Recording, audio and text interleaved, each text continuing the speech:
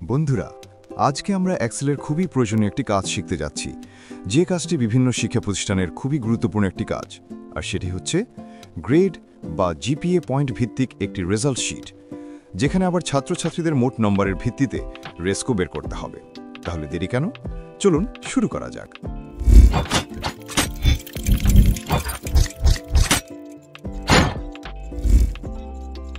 প্রথমে আমাদেরকে ভিডিওতে দেখানো একটি ছক তৈরি করতে হবে। তারপর আমাদের সূত্রের কাজ শুরু করতে হবে চতুর্থ বিষয়ের মোট নাম্বার থেকে। প্রথমে আমরা কম্পিউটার চতুর্থ বিষয় দুটির যোগফল বের করব। তারপর ফলাফল ঘরে ক্লিক করে টাইপ করব ক্লিক করব চতুর্থ বিষয়ে পার্ট 1 সেল প্লাস চতুর্থ বিষয় পার্ট 2 সেল। তারপর এন্টার প্রেস করে পেয়ে যাব দুটি বিষয়ের মোট নাম্বার। এবার এই ফলাফলের উপর নির্ভর করে আমাদের বের করতে হবে কোন কোন শিক্ষার্থী 80-র উপরে নাম্বার পেয়েছে। অর্থাৎ যারা দুটি বিষয় সমন্বয়ে 80-র উপরে নাম্বার পেয়েছে শুধুমাত্র তাদের ফলাফল বের হবে এবং মোট নাম্বারের সঙ্গে যুক্ত হবে। আর যদি কেউ 80-র নিচে বা কম পায় তাদের ফলাফল ওই ঘরে 0 আসবে। আর এই সূত্রটির জন্য আমরা অ্যাবাভ 80-র ঘরে ক্লিক করে টাইপ করব if ব্র্যাকেট চতুর্থ সাবজেক্টের মোট ফলাফল ঘরে ক্লিক গ্রেটার দ্যান 80, চতুর্থ সাবজেক্টের মোট ফলাফল ঘরে ক্লিক বিয়োগ 80, 0 লিখে ব্র্যাকেট ক্লোজ করে এন্টার প্রেস করতে হবে। পেয়ে যাব অ্যাবাভ 80-র ঘরের ফলাফল। তারপর বের করতে হবে অল টোটাল, অর্থাৎ পার্ট 1-এর 4টি বিষয় ও পার্ট 2-এর 4টি বিষয় এবং অ্যাবাভ 80-র ফলাফল যোগ করতে হবে। আর এই সূত্রের জন্য অল টোটাল ফলাফল ঘরে ক্লিক করে টাইপ করুন সাম ব্র্যাকেট, তারপর পার্ট 1-এর প্রথম বিষয় থেকে পার্ট 2-এর শেষ বিষয় পর্যন্ত সিলেক্ট করে ব্র্যাকেট ক্লোজ এবং প্লাস দিয়ে অ্যাবাভ 80-র ঘরে ক্লিক করে এন্টার প্রেস করুন। পেয়ে যাব মোট ফলাফল। এরপর আমরা মোট ফলাফলকে কেন্দ্র করে বের করব কোন শিক্ষার্থী কোন গ্রেড বা কত জিপিএ পয়েন্ট পেয়েছে। সেক্ষেত্রে একটি বিষয় আপনাদের আমি বলে রাখি, সূত্রে যেই অংশে গ্রেড লেখা হবে সেখানে গ্রেডের পরিবর্তে যদি আমরা জিপিএ পয়েন্ট ব্যবহার করি তাহলে সেটি ফলাফল হিসেবে প্রদর্শিত হবে। আমরা এই সূত্রটিতে গ্রেড ব্যবহার করব, আর সূত্রে গ্রেড হবে মোট 60টি। শুরু করতে হবে সবচেয়ে ছোট গ্রেড থেকে।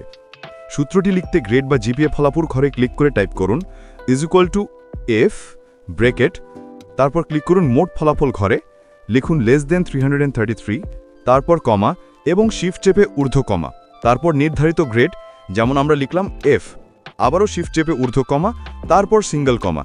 এবার এই অংশটুকু সিলেক্ট করে কপি এবং পেস্ট করে শর্ত মোতাবেক লেস নাম্বার ও গ্রেড পরিবর্তন করে নিতে হবে।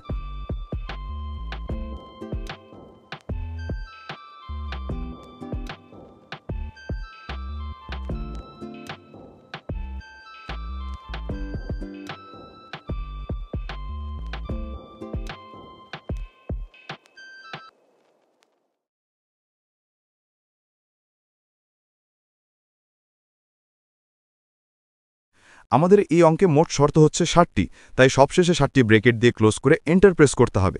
তাহলেই আমরা পেয়ে যাব শিক্ষার্থীর গ্রেড। এখন আমরা সর্বশেষ সূত্র অ্যাপ্লাই করব শিক্ষার্থীদের মোট নাম্বারের উপর ভিত্তি করে র্যাঙ্ক তৈরি করতে। যেমন অনেক শিক্ষার্থী গ্রেড একই রকম হয় কিন্তু তাদের মোট নাম্বার এক নয়, তাই তাদের ক্ষেত্রেই মূলত র্যাঙ্ক ব্যবহার করতে হয়। এই সূত্রের জন্য প্রথমে আমরা র্যাঙ্ক ফলাফল ঘরে ক্লিক করে টাইপ করব র্যাঙ্ক ব্র্যাকেট, তারপর ক্লিক করব অল টোটাল ফলাফল ঘরে, তারপর কমা। এরপর প্রথম থেকে শেষ পর্যন্ত সকল শিক্ষার্থীদের অল টোটাল ঘর সিলেক্ট করে ফাংশন F4 চেপে ব্র্যাকেট ক্লোজ করে এন্টার প্রেস করতে হবে। তাহলে আমরা পেয়ে যাব সকল র্যাঙ্ক ঘরের ফলাফল। এবার চতুর্থ বিষয়ের অ্যাবাভ 80-র উপরে যে ঘরে ফলাফল সেখান থেকে র্যাঙ্ক পর্যন্ত সিলেক্ট করে যতজন শিক্ষার্থীর ফলাফল দরকার সেই পর্যন্ত ফিল ডাউন করে টেনে নিয়ে আসতে হবে। তাহলেই সকল শিক্ষার্থীর যাবতীয় ফলাফল বের হবে। আর এভাবেই আমরা একটি পূর্ণাঙ্গ রেজাল্ট শিট তৈরি করতে পারব। যদি ভিডিওটি আপনাদের ভালো লাগে তাহলে লাইক, কমেন্ট ও শেয়ার করতে ভুলবেন না। আর অবশ্যই পরবর্তী ভিডিওর জন্য আমাদের চ্যানেলটিকে সাবস্ক্রাইব করে রাখুন।